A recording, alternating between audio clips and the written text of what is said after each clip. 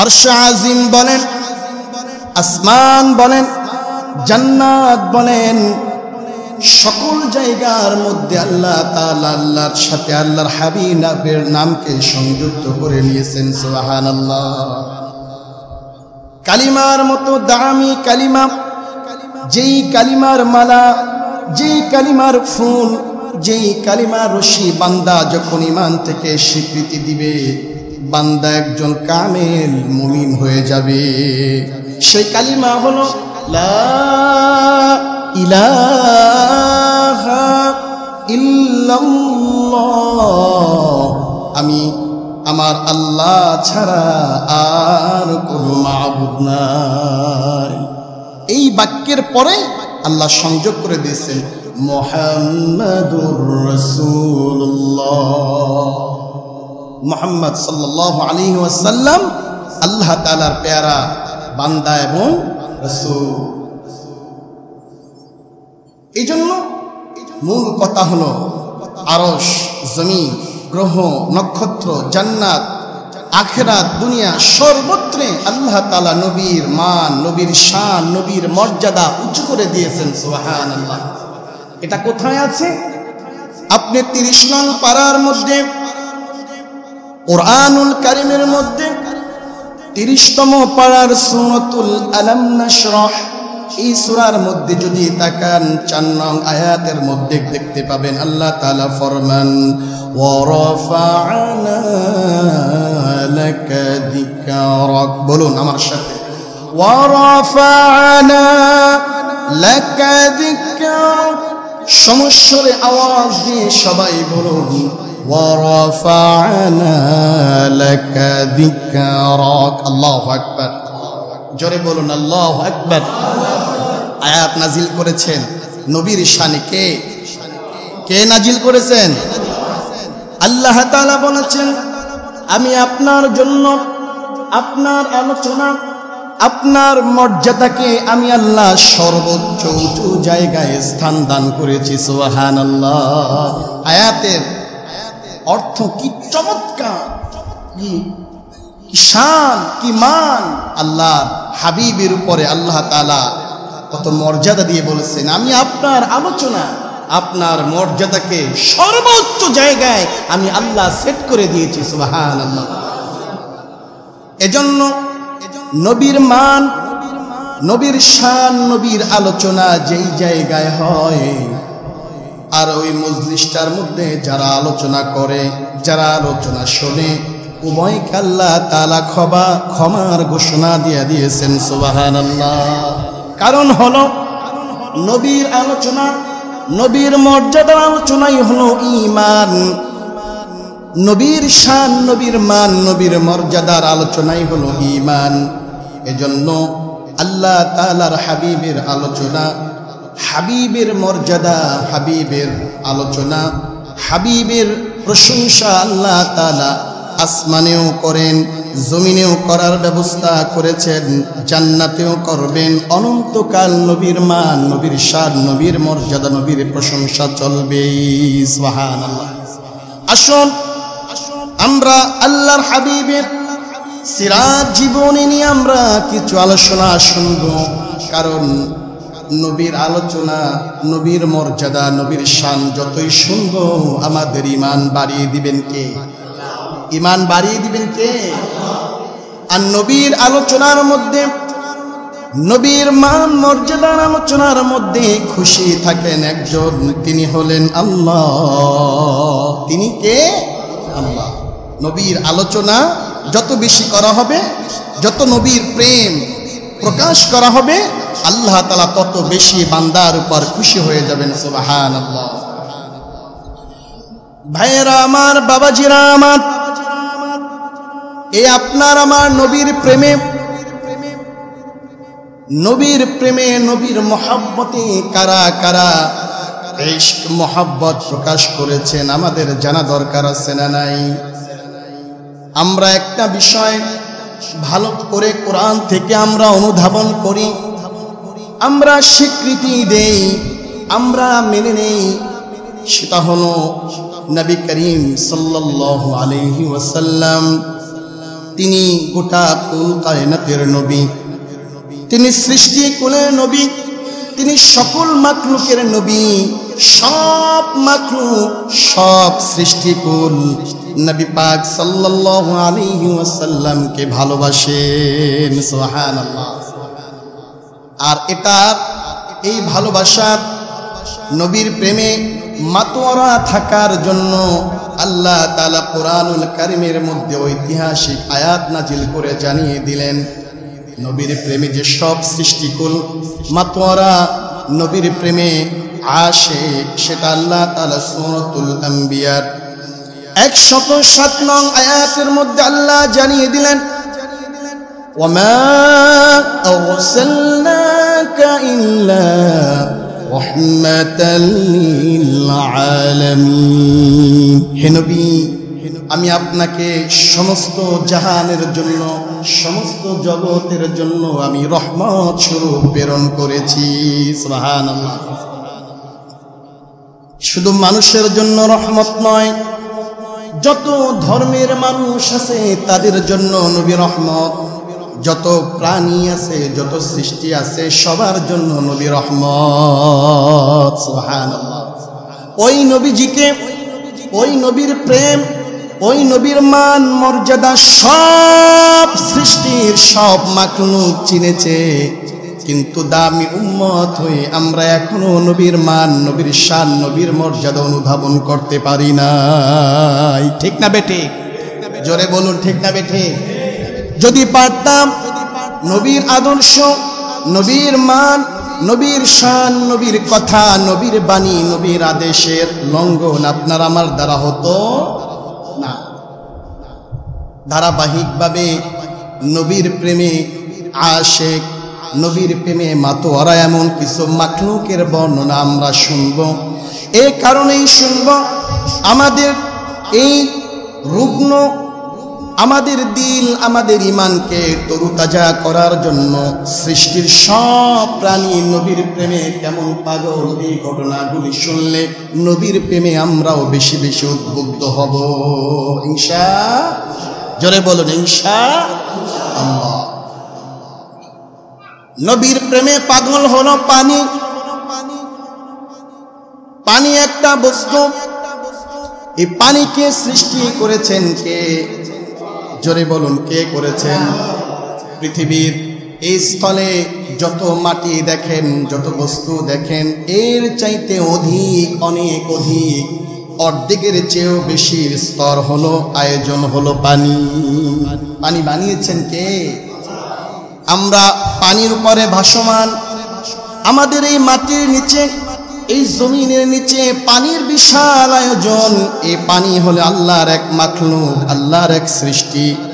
পানি যদি না থাকে, পানি যদি শুকিয়ে যায়, পৃথিবীর কোনো মাখলুক, কোনো ইনসান, কোনো প্রাণী বসবাস করার উপযোগী জমিনের মধ্যে হবে না। দেখেন পানির ইশক মোহাব্বত কেমন। হযরত আমিনা নবী পাক, নবী আকরাম সাল্লাল্লাহু আলাইহি ওয়াসাল্লামের আম্মা জান হযরত আমিনা, তিনি যখন নবীজিকে পেটে নিয়ে, গর্ভে নিয়ে যখন কুয়ার কাছে, কূপের কাছে যখন যেতেন, এখন তো আমাদের পানির জন্য চমৎকার বিজ্ঞানের আবিষ্কার, টিউবওয়েল ছিল, বাতিল হয়ে গেল। এখন সাবমার্সিবলের আয়োজন, গহীন থেকে পানিটা সুন্দর করে কূপের মাধ্যমে, সাবমার্সিবলের মাধ্যমে, পাম্পের মাধ্যমে উত্তোলন হয়। বাসায় বসে সুন্দর করে টেপের মাধ্যমে আমাদের মা বোনের আমরা ব্যবহার করি। ঠিক কিনা বলেন? নবীর যুগে এত সুন্দর, সহজ সরল, আধুনিক, এত সহজলভ্য আয়োজন ছিল না। নবী পাক, নবী করিমকে পেটে নিয়ে নবীর আম্মা, নবীর মা হযরতে আমিনা, তিনি যখন পেটে নিয়ে যখন কূপের কাছে যখন যেতেন, পানির প্রয়োজন। দেখেন কূপের অনেক গহীনে পানির অবস্থান, কিন্তু এমন একজন মানুষ কূপের কাছে এসেছেন, যিনি হলেন গোটা কুল কায়নাতের নবী। তাকে পেটে নিয়ে একজন দামি মহিলা কূপের কাছে এসেছেন। মাখলুক নামক পানিকে আল্লাহ তাআলা মেসেজ দিয়া দিয়েছেন। সুবহানাল্লাহ। গহীন কূপের একেবারে অথই নিচের মধ্যে পানির অবস্থান। নবীর মা নবীর আগমনের এই বার্তা দেখে গহীন কূপের পানিটা একেবারে উপরে চলে এসেছেন। জোরে জোরে বলুন সুবহানাল্লাহ। কি আশ্চর্য, কি মুজিজা, কি শান, কি মান আপনার আমার নবীর, ঠিক না বেঠিক? বিশ্বাস হয়? জোরে বলুন, বিশ্বাস হয়? হতেই হবে, ঠিক কিনা বলেন? নবীর মান, নবীর শান, নবীর মর্যাদা, এমন এক শানওয়ালা নবী, এমন এক মানওয়ালা নবী, এমন এক দামি নবী, সেই নবীর দ্বারা আল্লাহ তাআলা যা চাবেন, যেমন চাবেন, যেরকম চাবেন সব কিছু আল্লাহ তাআলা চাইলে করাতে পারেন কি পারেন না? পারেন। সাগর কি পাহাড় সম্ভব? পাহাড় কি সাগর সম্ভব? মুর্দাকে জিন্দা সম্ভব, জিন্দাকে মুহূর্তে মুর্দা সম্ভব। যার শানে যার মানে আল্লাহ তাআলা করাতে পারেন তিনি হলেন মুহাম্মাদুর রাসূলুল্লাহ সাল্লাল্লাহু আলাইহি ওয়াসাল্লাম। তাহলে গহীন কূপের পানিটা নবীর শানে, নবীর মানে, নবীর ভালোবাসায় কূপের একেবারে সামনে চলে এসেছে, যাতে নবীর মা অনায়াসে পানিটাকে উত্তোলন করে ব্যবহার করতে পারে। সুবহানাল্লাহ। এখানেই শুধু শেষ নয়, আল্লাহ তাআলার সৃষ্টি জগতের মধ্যে আরেকটা সৃষ্টি বস্তুর নাম হলো আগুন। এই আগুন দ্বারা বান্দার উপকার আসে কি আসে না? পৃথিবীর আগুন নামক বস্তু যদি মাখলুক, যদি অম্লান যদি হয়ে যায়, স্থমিত যদি হয়ে যায়, নিভে যায়, বান্দার উৎপাদন বলেন, খাদ্য বলেন, সকল কর্ম কেমন জানি বান্দার জন্য স্থমিত হয়ে যাবে। আগুন ভয়ঙ্কর এক বস্তু, কিন্তু এই আগুনটা বান্দার খাদেম বানিয়ে দিয়েছেন কে? জোরে বলুন, কে বানিয়ে দিয়েছেন? আগুন বান্দাকে আদর করে না। আগুন যেখানে স্পর্শ হয় জ্বালিয়ে পুড়িয়ে কয়লা বানিয়ে দেয়, নিঃশেষ করে দেয়। তবে এটাকে প্রসেসিং এর মাধ্যমে, ব্যবহারের মেধার মাধ্যমে এই আগুন বান্দার খাদেম বানিয়ে, সহায়ক বানিয়ে দিয়েছেন আল্লাহ। সুবহানাল্লাহ। এটার ব্যাখ্যার দিকে গেলে তো অনেক লম্বা কথা, আমরা সবাই জানি। কত কত কাজে আগুনের ব্যবহার আছে না নাই? মিল কারখানায়, কলকারখানায় আগুন। আমাদের বাসাতে আমাদের বিবি, আমাদের মা বোন, তারা পাকশাকের আয়োজনের জন্য গ্যাস বলেন, লাকড়ি বলেন, আগুন ছাড়া বিকল্প কোনো ওয়ে আছে? এখন যদিও ইলেকট্রিক চুলার ব্যবস্থা আছে, কিন্তু তারপরেও বহুরূপী নানারূপী আগুনের প্রয়োগ, ব্যবহার, সহায়ক খাদেম বানিয়ে দিয়েছেন কে? ওই আগুনের ভালোবাসা, আগুনের গহীনের মধ্যে, আগুনের মধ্যে আল্লাহ তাআলা আল্লাহর হাবিবের প্রেম ঢুকিয়ে দিয়েছেন। আল্লাহ সুবহানাল্লাহ। কিভাবে শুনুন,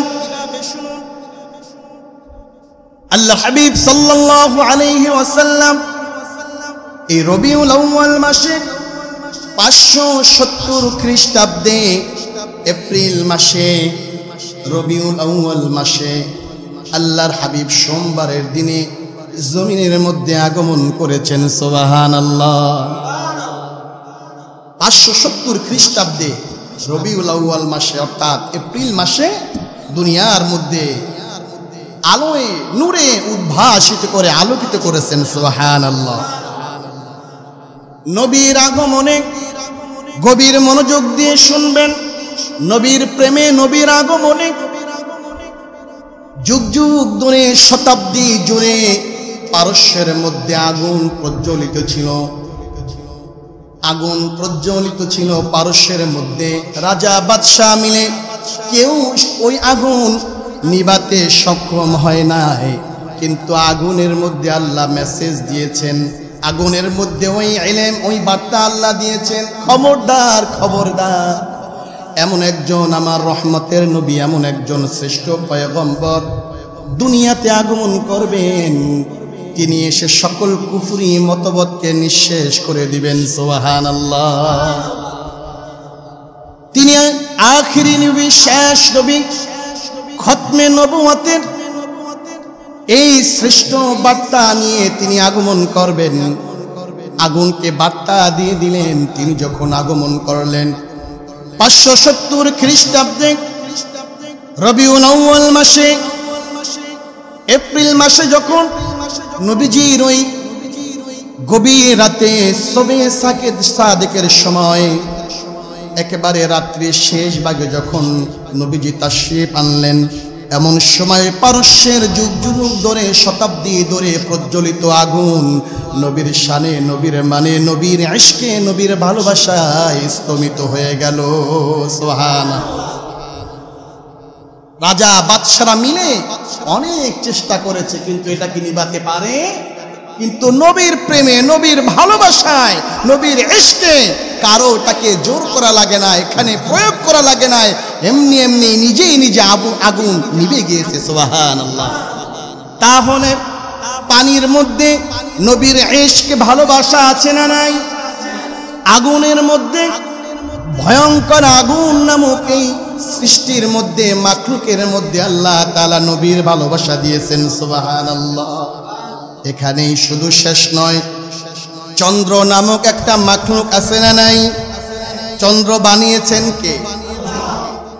এই চন্দ্র রাত অন্ধকার, কুৎসিত কালো, একেবারে ঘন অন্ধকার রাতের মধ্যে বান্দা তৃপ্তি অনুধাবন খুঁজে পাবে না। এই জন্য সুন্দর ডিম লাইট করে আসমানকে সাজিয়ে চন্দ্র সেট করে দিয়েছেন। বান্দা যখন গভীর রাতে উঠবে, অজু বানাবে, মুসল্লায় দাঁড়াবে, রবকে রুকু দিবে, সিজদা দিবে, আসমানের দিকে তাকাবে, সুন্দর আসমানটা দেখে বান্দা রবের প্রশংসা করবে।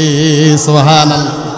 ওই আসমানের মধ্যে চন্দ্র দিলেন আল্লাহ, চন্দ্রের মধ্যে নবীর ইশক, ভালোবাসা, মহাব্বত, চন্দ্রর মধ্যে রাসূলের ভালোবাসা টইটুম্ব। নবীজি আঙ্গুল দিয়ে চন্দ্রকে বলল, দ্বিখণ্ডিত হয়ে যাও। এই পরিবেশে, এই আয়োজনে বড্ড প্রয়োজন, বড্ড প্রয়োজন। আমি নবীর আদেশে, আমি নবীর আদেশ ক্রমে চন্দ্র তুমি 2 ভাগ হয়ে যাও। বলতে দেরি হয়, চন্দ্র 2 ভাগ হতে দেরি হয় না। জোরে জোরে বলি সুবহানাল্লাহ। বানানো গল্প নয়, কথা বলে না, বানানো গল্প নয়, এগুলি ঠাকুরমার ঝুলির মতো গল্প নয়।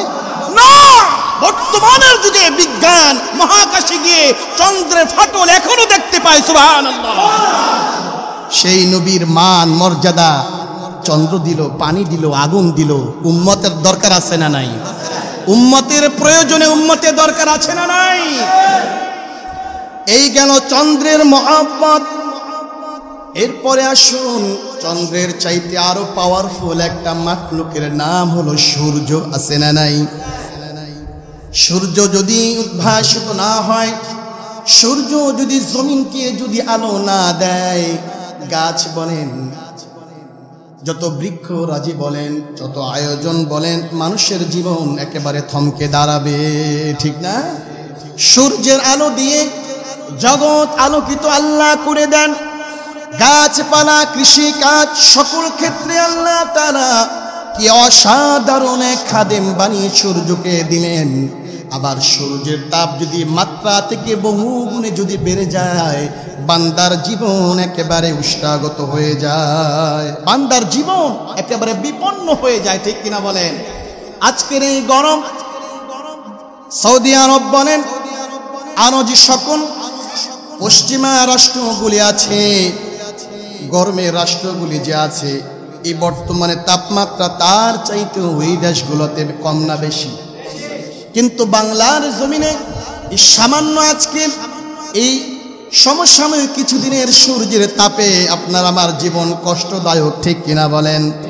তাহলে একটা লেভেলে, একটা স্কেলে আল্লাহর আদেশে সূর্য তাপ দিয়ে জমিনে যাচ্ছেন। সূর্যের তাপ যদি বাড়িয়ে দেন, মানুষ বেঁচে থাকতে পারবে না, গাছপালা নিঃশেষ হয়ে যাবে। এইভাবে করে সূর্য যদি আলোকে যদি একেবারে কমিয়ে দেয়, তাহলেও বান্দার জীবনের অনেক কষ্ট হয়ে যাবে।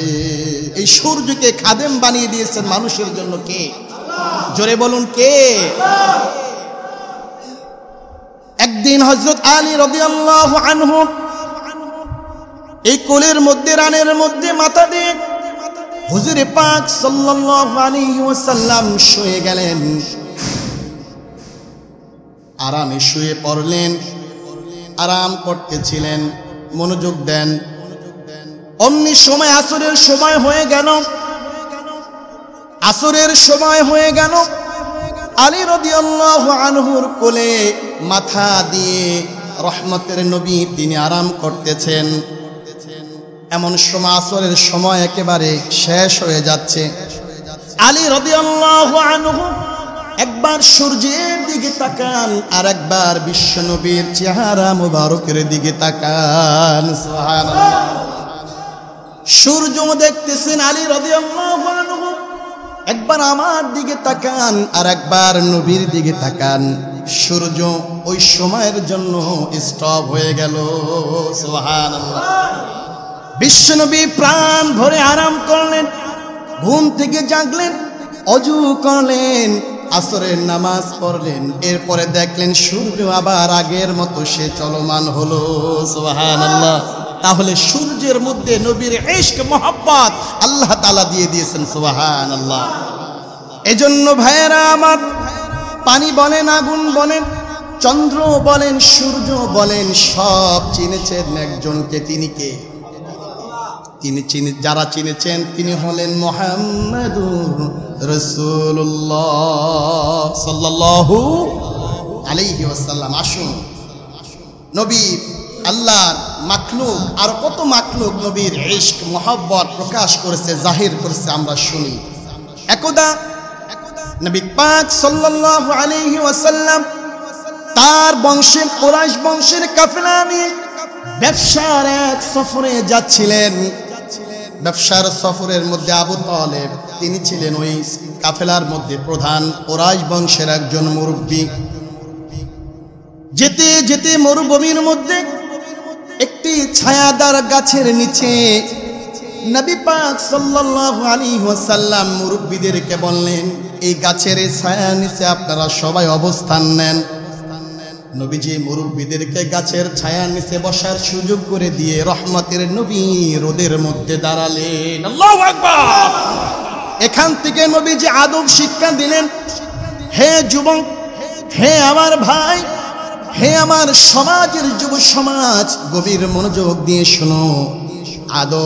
আদবওয়ালা নবী উম্মতকে আদব শিক্ষা দিলেন। মুরব্বীদেরকে ছায়ায় অবস্থান করে রোদের মধ্যে নবীজি দাঁড়ালেন, বুঝাইলেন মুরব্বীদের পায়রুটির সম্মান, তাদের মর্যাদা সবার আগে, ঠিক না বেঠি?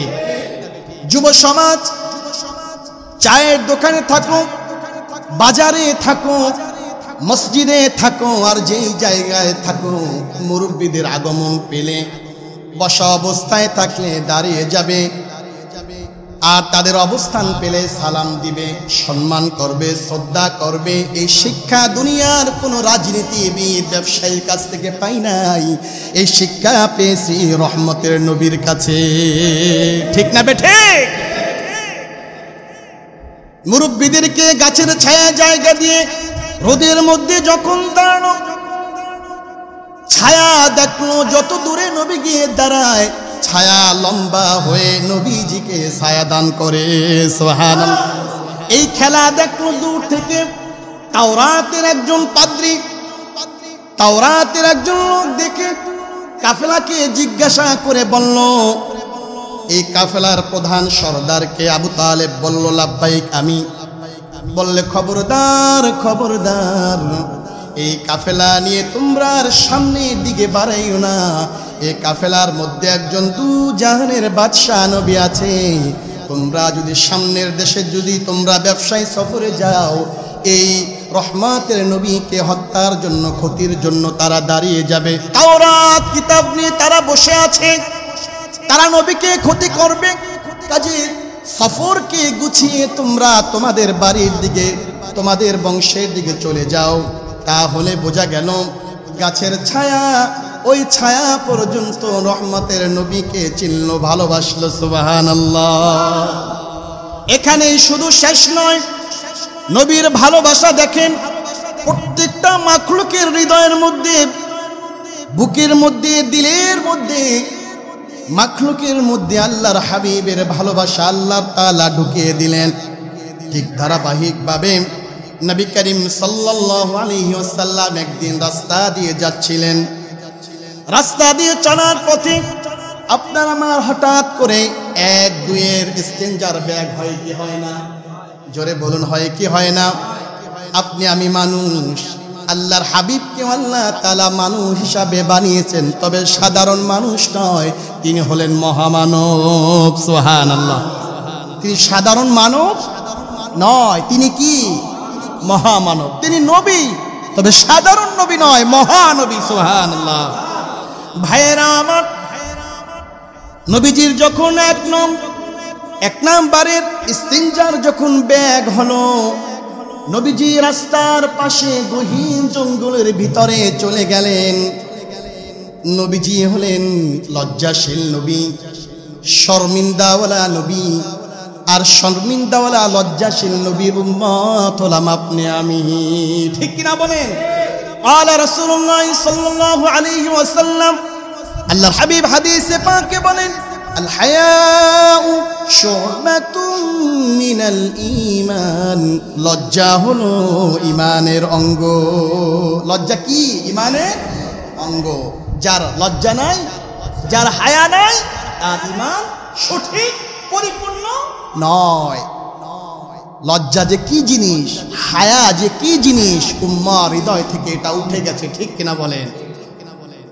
রাস্তাঘাটের মধ্যে কি বৃদ্ধ, কি যুবক, কি ছোট, কি বড়, দাঁড়িয়ে দাঁড়িয়ে মানুষের সামনে প্রকাশ্যে প্রস্রাব করার দৃশ্য আছে না নাই?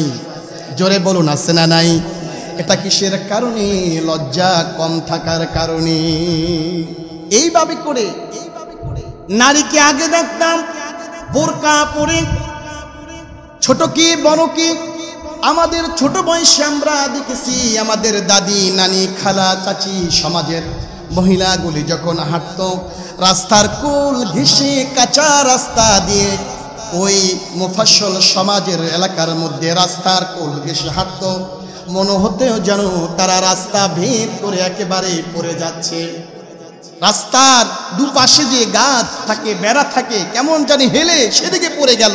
লজ্জা, হায়া, আদব, ঠিক কিনা বলেন? আজকে সমাজের মধ্যে দেখা যায় কি যুবতী আর কি বৃদ্ধা, পাতলা একেবারে দেহ দেখা যায়, স্বল্প আটোসাটো পোশাক পরে রাস্তার মাঝ দপিয়ে সমাজের চলে, এমন নারী আছে না নাই? কিসের কারণে? লজ্জা ঘাটতির কারণে। ঠিক কিনা বলেন? যাই হোক ভাইয়েরা আমার, রহমতের নবী জঙ্গলে চলে গেল ইস্তিনজা করার জন্য। নবী ডানে তাকায়, বামে তাকায়, সামনে পিছনে তাকায়, কোনো মানুষ আছে দেখতেছেন কোনো মানুষ নাই। তারপরেও নবীর দিলের মধ্যে, রহমতের পবিত্র নবীর দিলের মধ্যে এক হায়া কাজ করে। চতুর্দিকে গাছগুলি, ছোট ছোট গাছগুলি পাতাওয়ালা, তাদেরকে ডাক দিয়া বলেন, ইয়া তাআল ইয়া শাজার, তাআল ইয়া শাজার, হে গাছগুলি তোমরা আসো। নবীর আহ্বান, নবীর ডাক পেয়ে কেমন জানি মাটি ভেদ করে চিরে চতুর্দিক দিয়ে গাছগুলি দাঁড়িয়ে গেল। সুবহানাল্লাহ। নবীজি ইস্তিনজা করলো, ইস্তিনজা করে এবার বলল, যাও যাও, তোমাদের যথা জায়গায় তোমরা ফিরে যাও। গাছগুলি ফিরে গেল। সুবহানাল্লাহ। তাহলে কি বোঝা গেল? পানি নবীর আশিক, চন্দ্র সূর্য আগুন নবীর আশিক, ছায়া নবীর আশিক, গাছ নবীর আশিক। এখানেই শুধু শেষ নয়, পাথর নামক বস্তু আছে না নাই? এই পাথর শক্ত ধাতু, শক্ত বস্তু, এই পাথর দ্বারাও বান্দার উপকার আছে না নাই? আমাদের সমাজের মধ্যে এই যে industry Akij group, Mir group কংক্রিটের যে আয়োজন, সেক্ষেত্রে তাদের এই সংমিশ্রণের এই কংক্রিটের আয়োজনের মধ্যে পাথরের মূল একটা উপাদান আছে না নাই? বাসা বাড়ি বিল্ডিং ইমারত নির্মাণের জন্য সিমেন্ট এবং বালু আর এই পাথরের সংমিশ্রণেই তাদের আয়োজন। এই বড় বড় পাথরগুলোকে টুকরো টুকরো করে ছোট আকৃতি করে সুন্দর করে রাস্তা হয়, বিল্ডিং হয়, ঘর বাড়ি দালান কোঠা হয়। এই পাথরকে বান্দার খাদেম, বান্দার সহায়ক, বান্দার উপকারী বানিয়েছেন কে? একদা নবীজি পাহাড়ের নিচে বসে রইল। কাফিররা পাহাড়ের উপরে দাঁড়িয়ে দেখলো মুহাম্মদ সেই পাহাড়ের নিচে অবস্থান করতেছে, আরাম করতেছে। এই তো সুযোগ মুহাম্মদকে জন্মের তরে চিরদিনের জন্য বিদায় দেওয়া। বান্দা কৌশল করে, দুর্বল পেয়েছি, মাজলুম পেয়েছি, অর্থনৈতিক দিক দিয়ে, বংশীয় দিক দিয়ে, সম্মানের দিক দিয়ে, সকল দিক দিয়ে আমার থেকে দুর্বল, আর কি ঠেকায়? ধর আছে না নাই? কূট কৌশল করে অ্যাকশন মুখী হয়, কিন্তু কিছু কিছু সময় আল্লাহ ছাড় দেন, জালিমকে জুলুম করার সুযোগ দেন। আবার কিছু কিছু সময় অসহায় মাজলুম, অসহায় নিরীহ মানুষ ইসলাম কোরআনের ব্যাপারে যখন জালেম যখন তাক করে, কৌশলী অবস্থান করে, আল্লাহ তাআলা কোরআনে জানিয়ে দেন ওয়া মাকারু ওয়া মাকারাল্লাহু আল্লাহু খায়রুল মাকিরিন। আল্লাহু আকবার।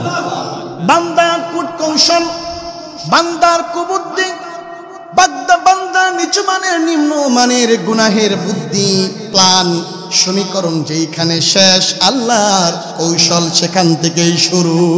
ঠিক কিনা? বাংলাদেশের একটা ইসলামী দল, ইসলামী খেলাফত, ইসলামী হুকুমত, ইসলামীর মান শান সমাজের মধ্যে চলুক, কায়েম হোক, এই স্বপ্ন নিয়ে হাজার হাজার উলামায়ে কেরামকে, হাজার হাজার ইসলাম কায়েম প্রেমিক মানুষকে নিরীহভাবে অন্যায়ভাবে হত্যা করেছে, ফাঁসি দিয়েছে, আছে না নাই? পতনের আগ মুহূর্তে তড়িঘড়ি করে আর কোনো মত, কোনো কৌশল যখন খুঁজে পেল না, একের পরে এক সমীকরণ করে, প্ল্যান করে, কৌশল একে একের পরে এক ইস্যু সামনে দাঁড় করিয়ে পার পেরিয়ে গেল। ছোট্ট ইস্যু, ছোট্ট বিষয়কে কেন্দ্র করে পতন দিয়ে দেন কে? একটাই কথা ছিল, রাজাকার। রাজাকারের নাতিপুতি তারা কি পাবে? এ কথা তো আগেও কখনো কোনো সময় বলা হয়েছে, কিন্তু পতন হবে, ধস হবে জুলুমের, জালেমের পতন হবে, এই বার্তা, এই খেয়াল, এই মানসা আল্লাহ রেখেছেন। এক কথায় রাতের অন্ধকারে হাজার হাজার ছাত্র জনতা নেমে পড়েছে, তুমি কে আমি কে, রাজাকার রাজাকার। ঠিক কিনা?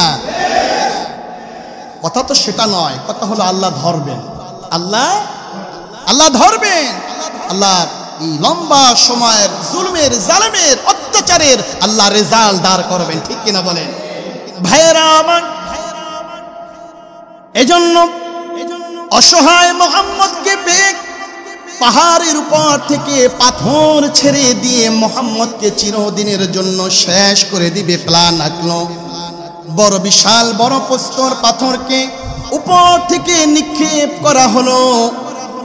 পাথর বরাবর এসে মুহাম্মদের মাথার অনেক উপরে সে দাঁড় হয়ে গেল, স্থির হয়ে গেল। সুবহানাল্লাহ। আর জোরে জোরে বলি আল্লাহু আকবার। আপনার আমার মাথার উপরে, দুনিয়ার মাখলুকের, দুনিয়ার ইনসানের উপরে যদি উপর থেকে এরকম পাথর, ভারী বস্তু যদি ফেলানো হয়, এটা তো আপনার আমার যে ঈমান, মান, শান, আমরা তো বাঁচতে পারবো।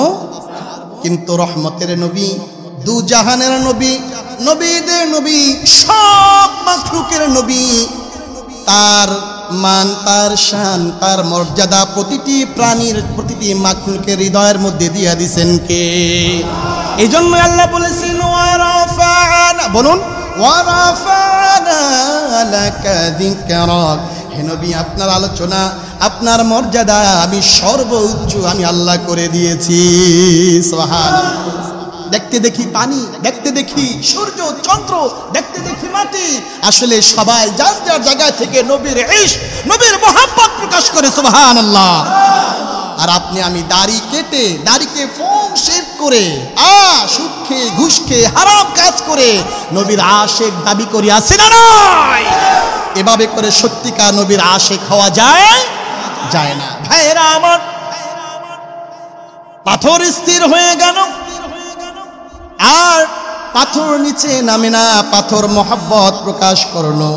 এইভাবে করে একটি করে এক এক করে সকল প্রাণী, সকল বস্তুর মধ্যে নবীর মহব্বত আল্লাহ ঢুকিয়ে দিলেন। সর্বশেষ আরো অনেকগুলি, অসংখ্য অগণিত, যার গণনার শেষ নয়, সকল মাখলুকের হৃদয়ের মধ্যে আল্লাহর হাবিবের মহব্বত। সর্বশেষ আরো একটি নবীর ইশকওয়ালা ঘটনা আপনাদেরকে শোনাবো। শুধু জিন্দা মাখলুক নয়, মুর্দা মাখলুক, মুর্দা প্রাণী, মুর্দা বস্তু পর্যন্ত তাদের হৃদয়ের মধ্যে নবীর ভালোবাসা ঢুকিয়ে দিয়েছেন আল্লাহ। সুবহানাল্লাহ। তদানীন্তন সময় 1450 বছর আগে, নবীর যুগে, নবীর সময় এত সুন্দর টাইলস, ফ্যান, মোজাইকের ব্যবস্থা ওই সময় ছিল না। কি বলেন? খেজুর গাছের ঘর, কাঁচা মাটি, জীর্ণ শীর্ণ পরিবেশ ছিল বটে, কিন্তু সাহাবায়ে কেরাম তাদের ঈমান ছিল বড় মজবুত। ঠিক না বে ঠিক? আজকে টাইলস, এসি, ফ্যান, জেনারেটর, কত কিছু আয়োজন, কিন্তু আপনার আমার ঈমান আসলে ওই যুগের মতো শক্ত ঈমান এখনো হয়। ভাইয়েরা আমার, ঈমানকে মজবুত করতে হবে, শিখতে হবে ঈমান কিভাবে মজবুত করা যায়, কিভাবে সত্যিকার নবীর আশিক হওয়া যায়। আমাদের তামান্না, আমাদের আপ্রাণ চেষ্টা করতে হবে। জিন্দাদের হৃদয়ের মধ্যে শুধু ভালোবাসা নয়, মুর্দাদের হৃদয়ের মধ্যে আল্লাহ ভালোবাসা ঢুকিয়ে দিলেন নবীর যুগে। নবী যখন জুমার দিনে আসলে, যখন নবী পাকের পবিত্র দেহকে হেলান দিয়ে যেই জায়গায় বসে খুতবা দিতেন, ওই জায়গাটার নাম হলো মিম্বার, মেহরাব। ঠিক কিনা বলেন? নবীজি ওই সময় একটি মরা, মৃত একটি খেজুর গাছে হেলান দিয়ে খুতবা দিতেন, সাহাবায়ে কেরামকে বয়ান করে শোনাতেন। দিনের সময়ের আলোকে দিন যতই গড়ালো, সাহাবায়ে কেরাম পরামর্শ করে একটি মিম্বার বানিয়ে দিল। নবীজি খুশি হলেন, মিম্বারে বয়ান করবেন। এদিক দিয়ে মৃত খেজুর গাছটি কেমন জানি হাউমাউ করে কেঁদে দিল। ইবনে আব্বাস রাদিয়াল্লাহু আনহু বললেন, তিনি বর্ণনা করেন, বাচ্চা শিশুর মতো মানুষ, বাচ্চা শিশুর মতো হাউমাউ করে মরা খেজুর গাছ কেঁদে দিল। সুবহানাল্লাহ। নবীজি মিম্বার থেকে বলল, তোমার কান্না বন্ধ করো, আমি মুহাম্মদ দোয়া করতেছি, তুমি জীবিত হবে, তোমার খেজুর হবে, কিয়ামত পর্যন্ত আমি নবীর দোয়ায় তুমি বেঁচে থাকবে, তোমার থেকে খেজুর মানুষ খাবে, তুমি কিয়ামত পর্যন্ত হায়াত পাবে। এরপরেও যখন খেজুর গাছের কান্না যখন বন্ধ হয় না, নবীজি মিম্বার থেকে নেমে, এতদিন পিঠ হেলান দিয়ে নবীর সাথে টাচ সম্পর্ক ছিল খেজুর গাছের, আজকে নবী ঘুরে গিয়ে মানুষকে যেমন জড়িয়ে সন্তানকে আদর করে, বিশ্ব নবী খেজুর, মরা খেজুর গাছকে জড়িয়ে আদর করে বলল, কাঁদিস না রে, কাঁদিস না রে খেজুর গাছ, কাঁদিস না, আমি ওয়াদা দিলাম তুই আমার সাথে জান্নাতে যাবি। সুবহানাল্লাহ। খেজুর গাছ কান্না বন্ধ করে দিল। যাই হোক, বুঝাইতে চাইলাম যে কয়টি ঘটনা আপনাদের সামনে নবীজির শানে তুলে ধরলাম। পানি বলেন, আগুন বলেন, চন্দ্র সূর্য বলেন, গাছ বলেন, ছায়া বলেন, পাথর বলেন, উট বলেন, হরিণী বলেন, মরা খেজুর গাছ বলেন, সবাই নবীজিকে চিনল। উম্মত হয়ে যদি নবীকে না চিলি, এর চেয়ে হতভাগা দুর্ভাগা আর কিছুই হবে না। ঠিক তবে ঠিক। এজন্য আয়াত পড়েছিলাম, আল্লাহ তাআলা সূরাতুল আল ইমরানের প্রথম সূরা কোরআনের নাম হলো ফাতিহা, দ্বিতীয় সূরার নাম হলো সূরাতুল বাকারা, তৃতীয় সূরার নাম হলো সূরাতুল আলে ইমরান। আলে ইমরান তৃতীয় নাম্বার পারাত। আলে ইমরানের 31 নং আয়াতের দিকে যদি তাকান, এত এত মাখলুকগুলি বস্তুগুলি নবীকে ভালোবাসলো।